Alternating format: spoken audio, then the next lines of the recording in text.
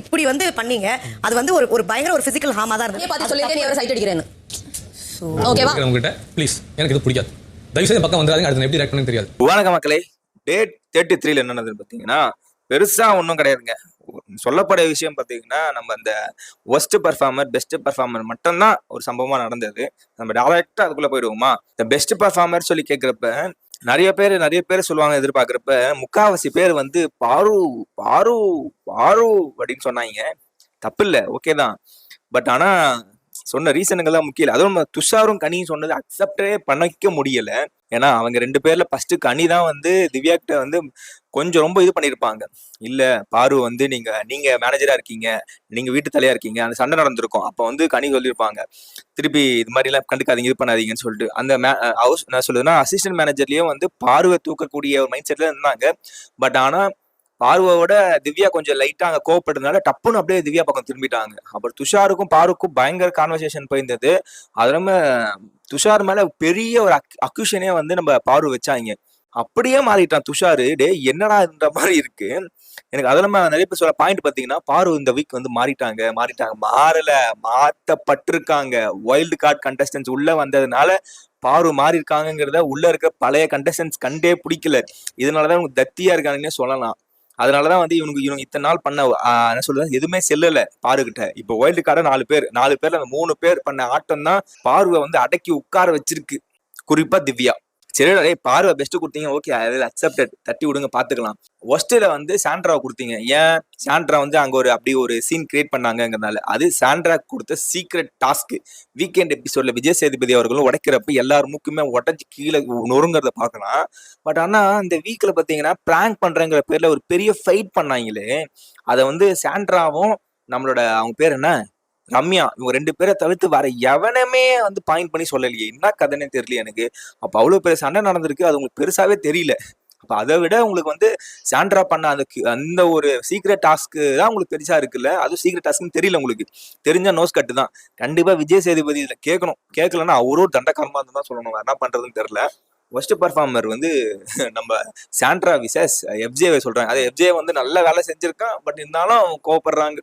இவங்களுக்கு வந்து இந்த பெஸ்ட் ஒஸ்ட் ஒரு என்ன சொல்றதுன்னா ஒரு டிஃபரன்ஸே தெரியல. இந்த வீக்ல அவங்க பண்ணதை வச்சு சொல்லணுமே தவிர்த்து உங்க கூட இருந்த ஒரு என்ன சொல்றதுன்னா ஒரு பிரச்சனைகளை வச்சு சொல்லக்கூடாது. இவங்க எல்லாம் வர என்ன பண்றாங்கன்னா இவங்களுக்கும் இன்னொருத்தனுக்கும் என்ன பிரச்சனையும் அவனை பிரச்சனை இருக்கவன வந்து ஒஸ்டாகவும் பிரச்சனை இல்லாதவன பெஸ்டாகவும் தான் சொல்லிட்டு இருக்காங்க வாரம். என்னத்த பண்றதுன்னு தெரியல எனக்கு. அந்த வகையில எஃப்ஜே அண்ட் சாண்ட்ரா வந்து வெளியே போறாங்க ஜெயிலுக்கு. சாரி, பாரு மேடம் கூட்டு வந்துருவோமே. பாரு மேடம் வந்து பெஸ்ட்டுங்கிறப்ப வந்து பாத்தீங்கன்னா நம்மளோட பிரஜன் பேரை சொல்லியிருப்பாங்க. பிரஜன் வந்து நல்லா பண்ணாரு, சூப்பருங்க, அப்படி இப்படி சொல்லியிருப்பாங்க. அப்படி சொன்ன அதே வாய் தான் ஒஸ்ட் முடிச்சதுக்கு அப்புறம் நான் ஒரு சின்ன ஒரு இன்ஃபர்மேஷன் சொல்லணும் அப்படின்னு சொல்லிட்டு பிரஜன் வந்து நான் ஒரு டாஸ்க் அப்ப பேசுறப்ப கையை வச்சு டபால்னு அடிச்சுட்டாரு அப்படின்னு சொல்லிட்டு ஓவர் சீன் அந்த இடத்த சொல்ல வேண்டிய விஷயமே கிடையாது. மேபி பிரஜன்ட் பண்ண இதுவா இருந்ததுன்னா நீங்க தனியா கூப்பிட்டு பேசிருக்கணும். அது பெஸ்ட்ன்னு சொன்னதுக்கு அப்புறம் வந்து அது ஒரு வாண்டடா ஒரு சீன் கிரியேட் பண்ணி அது இவங்க எல்லாரும் அவங்க சப்போர்ட் இருக்காங்கல்ல. ஏன்னா இது அவங்க உள்ள போற வரைக்கும் இவங்கெல்லாம் பார்வை பெஸ்ட்ன்னு சொல்லுவாங்கன்னு பார்வைக்கே நம்பிக்கை கிடையாது. ஆனா சொன்னதுக்கு அப்புறம் பாத்தீங்கன்னா ஓகே இத்தனை பேர் நம்ம நம்புறாங்க, இந்த ஒரு இது யூஸ் பண்ணி நம்ம வந்து பிரஜன் அடிப்போம் அப்படின்னு சொல்லிட்டு பிரஜன் மேல வந்து ஒரு அக்யூசேஷன் எடுத்து வைக்கிறாங்க. ஆனா பிரஜன் காமு கிடையாது. காமுவா இருந்தா என்னத்துக்கு அங்க சீன் கிரியேட் ஆகி எதெல்லாம் பண்ணி ஒரு மாதிரி ஆயிருக்கும். பட் ஆனா பிரஜன் ரொம்ப டீசெண்டா பிக் பாஸ் கேட்டு அவர் வந்து எப்பா இதெல்லாம் கிடையாது, இவங்க ஏமால வச்சாங்க, எனக்குன்னு குடும்பம் இருக்கு, எனக்குன்னு ஒரு வெளியே 2 குழந்தைங்க இருக்காங்க, இந்த கண்டென்ட் எல்லாம் நீங்க வந்து யாருக்கிட்ட வேணா வச்சுக்கோங்க, உங்க சீன் எங்கிட்ட வேலைக்கு ஆகாதுன்னு சொல்லி செம்மையா நோஸ் கட் பண்ணி அமைச்சிட்டாங்க. பிரஜன் பேசினதுக்கு அப்புறம் கண்டிப்பா பிரஜன் இடத்துல ஓல்டு கண்டஸ்டன்ஸ் யாரா பேசியிருந்தாங்கன்னா பாரு நதுக்கு தயதகன்னு குச்சிருக்கும். பிரஜனுங்கனால வாயை மூடிக்கிட்டு பொத்திக்கிட்டு அப்படியே உட்காந்துருச்சு. பாதிக்கப்பட்ட பாருவே ஓகே தப்பு நம்ம மேலதான், நம்ம ஒரு சீன் கிரியேட் பண்ண ட்ரை பண்ணோம், அந்த சீன் நமக்கு பக்கமே திரும்பிடுச்சுன்னு போயிட்டாங்க. இந்த கம்ருதீன் இந்த காமு சும்மா இருக்காப்லையா, காமு இப்படி பண்றப்பெல்லாம் பாக்குறப்ப எனக்கு ரொம்ப கஷ்டமா இருக்கிறது வந்து வெளியே காமுவோட ஃபேன்ஸ் ஃப்ரெண்ட்ஸ் அவங்களோட ஆடியன்ஸ் தான் கஷ்டமா இருக்கு. அவங்க ரொம்ப முட்டு கொடுத்து காமு நல்லவன், காமு இது பண்றான், அவன் பண்ற ஒரு சில சின்ன விஷயங்களை வந்து வெளியே வந்து கட் பண்ணி ஏதோ போட்டு பண்ணிட்டு இருக்காங்க. ஐயோயோ. ஆனா அது எல்லாத்தையுமே வந்து தேவையில்லாம காம உள்ளார பாருக்கு சப்போர்ட் பண்றங்கிற பேர்ல வந்து கெடுத்துட்டு இருக்காப்புல. நல்ல ஒரு எக்ஸ்பிளனேஷன் வந்து வினோத்துமே கொடுத்துருப்பாரு. பட் இருந்தாலும் இந்த தருதலை திருந்தாது.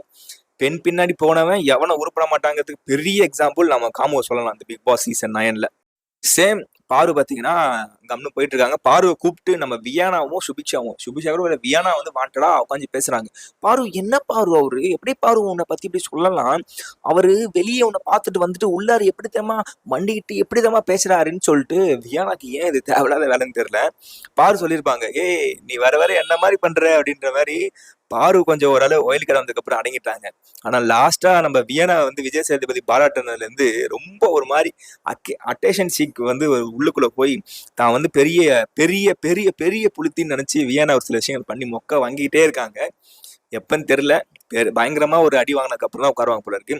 ஆனா சுபிக்ஷா உனக்கு வேணாமா, நல்லா இருக்கும் உன் கேமு, நீ அப்படியே போ அப்படிங்கிற மாதிரி நம்ம மைண்ட் வாய்ஸ் போயிட்டு இருக்கப்ப அதுக்கேற்ற மாதிரியே பார்த்தீங்கன்னா சுபிக்ஷா மட்டும் போயிட்டு ஒரு கிளாரிஃபை பண்ணுவாங்க. பிரஜன் அண்ட் சாண்டா கிட்ட பேசி ஓரளவு கிளாரிஃபை ஆயிட்டாங்கன்னு நினைக்கிறேன்.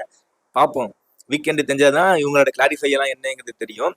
கண்டிப்பா வீக்கெண்ட்ல வந்து Divya and Sandra and Prajan இவங்க 3 பேருமே வந்து பயங்கரமா ஓல்டு கண்டஸ்டன்ஸ் அடிச்சு காலி பண்ணுவாங்கிறது என்னோட ஒப்பீனியன். ஆனா இதுக்கு விஜய் சேதுபதி ஒத்துழைக்கணும். விஜய் சேதுபதி வந்து என்ன குட்டையை குழப்ப போறாருங்கிறது தெரியல.